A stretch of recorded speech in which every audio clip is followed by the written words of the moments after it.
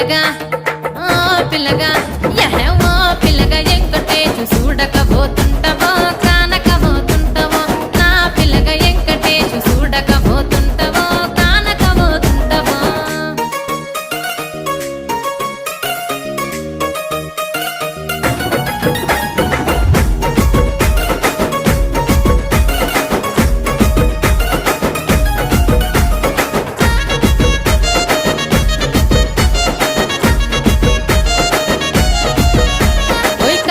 కాటు కవెడితే కన్యాకుమారి